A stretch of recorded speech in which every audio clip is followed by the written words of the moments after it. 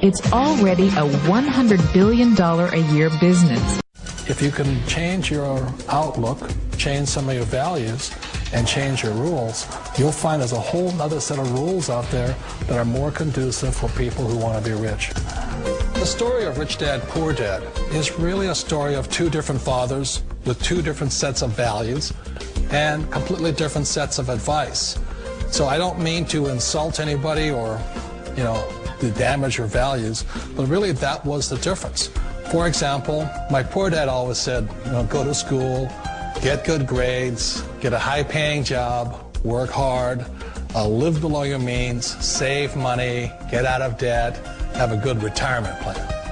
And that was my poor dad's values. My rich dad said, you probably won't get rich doing that way because very few people get rich following that plan. But you thought saving money made you money.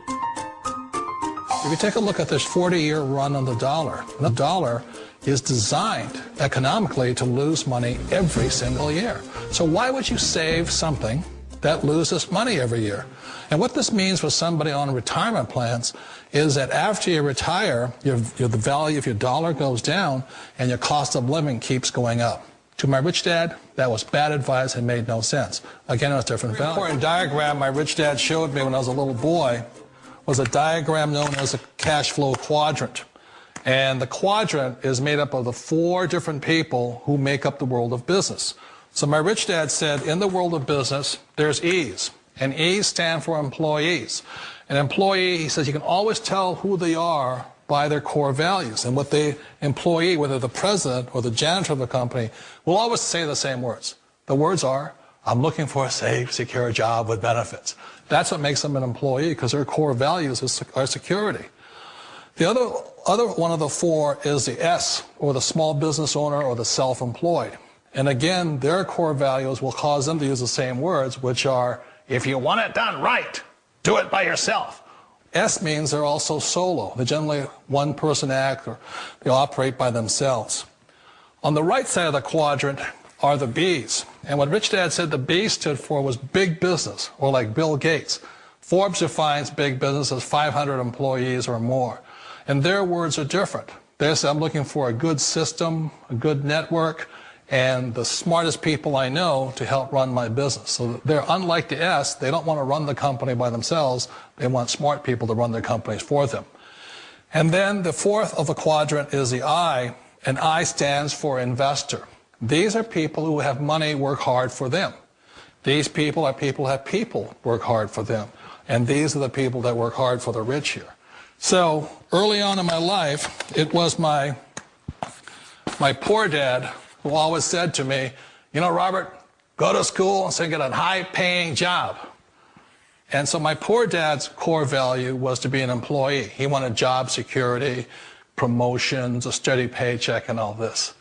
And so it was my rich dad who said to me, he says, Robert, if you really want to be rich, learn to build businesses. It made more sense to him to work hard to build a business, something you owned, and something you could pass on for generation to generation to your kids. Whereas my poor dad said work hard, but my rich dad said, why would you work hard for something you'll never own and you can get fired from right away? Again, that was the difference in values. So my rich dad suggested I learn how to be a business owner and learn how to be an investor. And that's one of the big differences. On this side of the quadrant, these people here work for security. They work for money also. On this side over here, their key value that they want is they want freedom. They don't want to have to work at a job anymore. They don't want to have to work for the rest of their lives. So the beauty of building a business and learning how to invest is very simply that this is passive income. You work hard for a few years, but possibly for the rest of your life, income keeps flowing to you. Of all the businesses out there, which type do you choose? One of the reasons I consider a direct selling business a perfect business is very simply because the company will work with you to get the business skills that make you rich. Always remember that it's not money that makes you rich, it's business skills. And that's why it's a perfect business. They'll take as long as you like. to get the skills to make the money. And that's a lifetime skill thing. The other part about it is the low startup cost. Where else can you get in for under $500 and get these skills? For people who want to make the shift over to the B quadrant, which is what I would recommend for people, one of the beauties of a network marketing company is that you can do that for a very low price. And that's why I talk to people about considering network marketing. If you're to build a Microsoft, it would take you hundreds of millions of dollars. But a network marketing company allows you to start at a very low rate. They'll be patient with you. They'll take their time to transition over here. And the reason why that time is so important to most people is it takes time to change those values. And the most important thing is once you take the time, let's say it takes 1 year, 2 years, 5 years, whatever time it takes, once you see the value or the core values of this side and this side, you're unstoppable. Today, I would never go back and get a job. Why should I? I'd rather stay on this side, build companies, pay less taxes, and make more money. But the key is a person needs to change the values from my poor dad to the values of my rich dad. And that's one of the beauties of network marketing companies. They allow you the time, and at very low cost, they'll work with you to make that transition over there. The number one asset a person can build is build a business. That is the smartest thing you can do. Years ago, I decided not to follow the corporate ladder simply because, again, it was values. You know, my poor dad always said, go to school and get a high-paying job with the government or a big corporation. But my rich dad said, why would you work so hard at something you'll never own? You can't sell your job. You can't pass it on to your kids. So to me, it never made any sense. It made more sense to build my own business and hire other people. The other reason is that you really don't have much control if you're in the corporate ladder world. For example, you can get fired at any time. Or today we have what's called M&As, or mergers and acquisitions, where another company buys another company. So you could be a great employee, but the company that buys your company just fires you. Wait a minute. This sounds too good to be true. Like one of those get-rich-quick schemes. It's not a get-rich-quick formula. You don't just do it overnight. It takes time.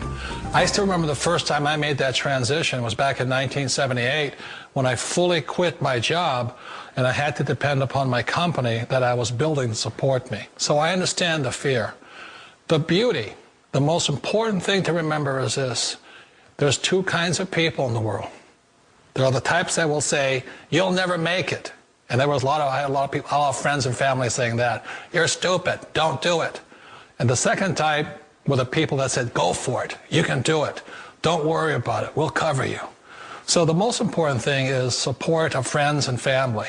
One of the beauties of a direct selling company is that they provide that personal support to you for as long as it takes you to make the journey from the left side to my rich dad side.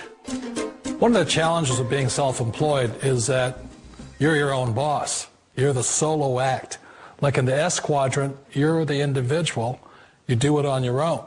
Whereas in the B quadrant, you're a team player. You have to depend upon your team and count on your team. So the problem with being an S is that, let's say you're in a traffic accident, there goes your income.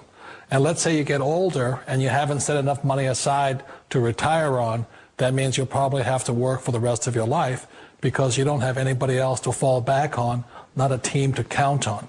So one of the problems with the S, although most people say it's most satisfying of all work, it is a solo act, and you're totally on your own. Personally, I'd rather be a member of a team if they can count on me and I can count on them. We all know the world has changed, but sometimes the hardest thing to change is ourselves.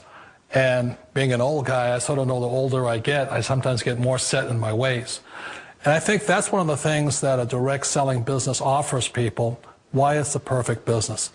They allow you to take your time to make the mental, emotional, and physical changes required to move from the left side to the rich dad side.